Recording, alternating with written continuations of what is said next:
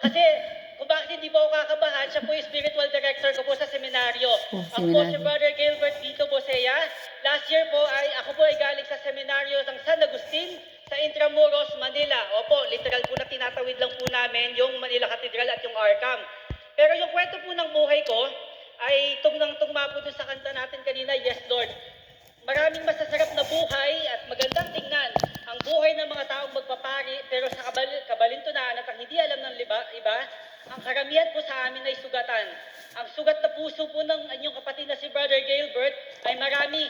5 years old pa lamang po ako nung niloko ako ng kuya ko. Sabi niya sa akin, hindi mo naman papa si papa eh. Ngayon, sinong sa loob-loob ko, kinabahan ako, umiyak ako, parang gusto ko siyang isumbong sa mama ko. Pero nung time na yun, naging tanong na yun sa isip ko, yung papa ko, hindi ko si papa. Aray, ang sakit. Sa kanta kanina, I'm trading my shame. Nakakahiya itong ikwento sa lahat. Pero ngayon, bakit sinasabi ko sa inyo?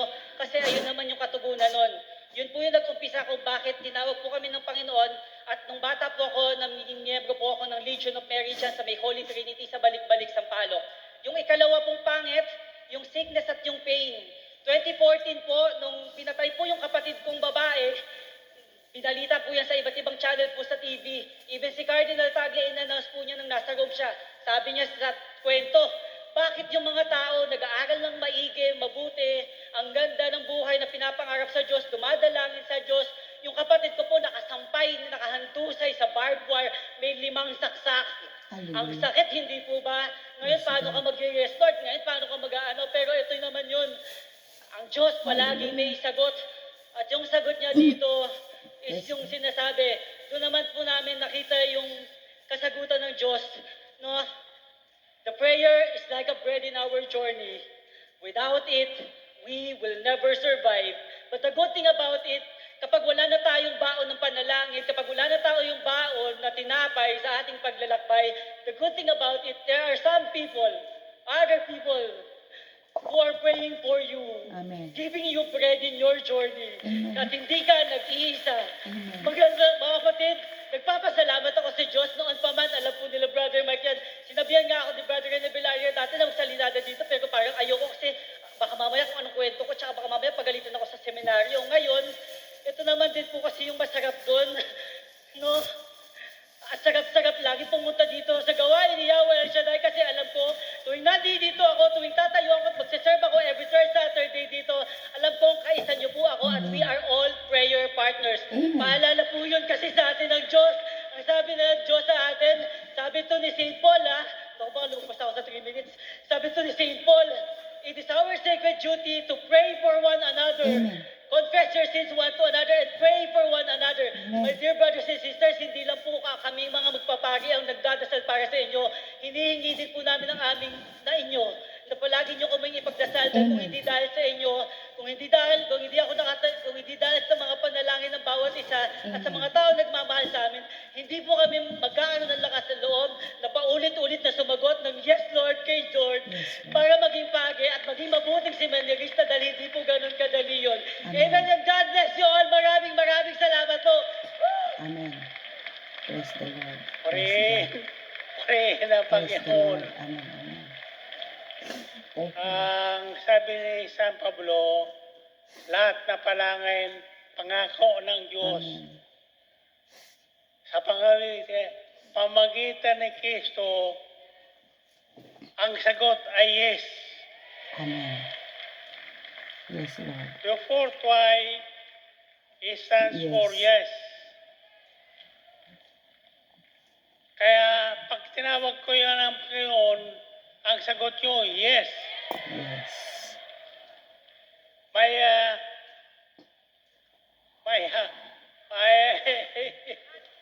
Praise the may Lord. lakas. Sabi nyo nga, Amen. yes. Yes! Yes, Lord! Praise God. Yes! Yes! Yes! Thank you, Lord. Yes. Praise God. Hallelujah. Salamat. Thank you. Thank you, Lord. Salamat sa Diyos. Hallelujah. Kay buti po ng ating Panginoon. Salamat sa Diyos. Nasa araw pong ito po ay Tuesday appointment of Yahweh El Shaddai, Family Tuesday appointment of Yahweh El Shaddai, na kung saan napakaganda po itong ginawa ng Panginoon. Binigyan po si Brother Mike ng wisdom na every healing message sa apat po na letra ng body. Nasa Y na po tayo. Ay, ang una po is yesterday, yung kinanta, and then yun po ang word. And then may nagpatotoo. Napakaganda po ng patotoo. Bagamat nakakalungkot kasi yun nga po, sinabi niya sa asawa niya, I think mag-ingat din po tayo sa mga sinasabi natin kasi lalo na po kapag lingkod ng Panginoon, may kapangyarihan po ang sinasabi. But anyway, only God knows. God knows our best. He knows our future. Kaya pagkatiwala po natin sa Panginoon. And then yung pangalawa, yung yours. Oo. And then yung pangatlo, you. Pang-apat is yes. Yes, Lord. So, yung nagpatotoo is seminarian. Isa siya sa mga magpapari. So, napaka-touching din po yung patotoo niya. Siguro kaya yun narinig niya about na hindi tatay niya ang tatay niya. Maybe mayroong mga dahilan sa mother na only his mom knows. But anyway, dahil siya po ay tinawag ng Panginoon, siya inalay po niya ang kanyang buhay kay Lord. So, ang importante po is yung pagtugon sa panawagan ng Panginoon. Lahat tayo sa mundong ito na ipinanganak, may kanya-kanya po tayong mga kwento ng buhay. Oo, yung iba may mga masakit na kwento ng buhay. Pero, si Lord po kung isipin po natin, si Lord po ang dahilan. Si Lord po ang may akda. Si Lord po ang may gawa. So, kung tayo po ay tinawag ng Panginoon, huwag na po tayong patumpik-tumpik. Tumugon na po tayo sa panawagan ng Panginoon. Nang sa gayon, ituro ni Lord ang nais niya. Kasi, sabi nga po, sa lumang tipan, sa sinapupunan pa lamang tayo ng ating ina, tayo ay kilala na ng Diyos. Ibig sabihin, may plano na ang Panginoon sa atin. Sino po tayo na humadlang sa kanyang plano? We are the clay and He is the potter, di ba? Siya po ang may akda, siya ang gumagawa. Tayo ay clay lamang. So, pasalamatan po natin ang ating Diyos na buhay at magsabi tayo ng yes sa Kanya. Yung yes natin is by the grace of God, Lord. I want to say yes to you, but please help me. So, yun po. Tulad po ng inyong abang lingkod, hindi ko po akalain na makarating tayo dito sa United Kingdom. Hindi ko po akalain na ano po tayo dito. Isasabak po tayo ni Lord sa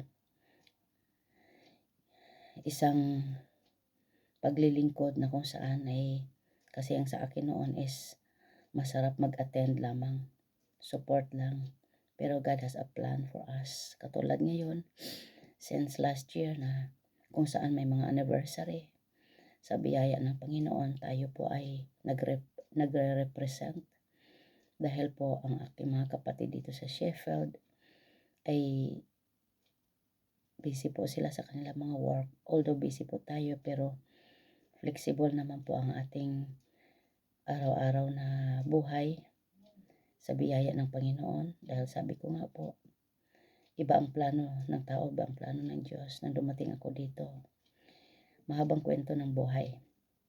But, sabi ko, Lord, pangunahan mo ako sa lahat ng mga decision making.